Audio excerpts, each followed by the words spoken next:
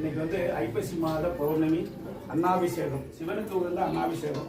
கேட்பதை கொடுப்பவர் அண்ணன், அன்னம் பாலிக்கணும்னு சொல்லுவாங்க. இன்னைக்கு வந்து இறைவன் சிவபெருமான அன்னத்துல நம்ம அபிஷேகம் பண்ணி வச்சிருக்கோம். தீபாராதனை முடிச்சு அன்னத்தை கரைச்சி தான்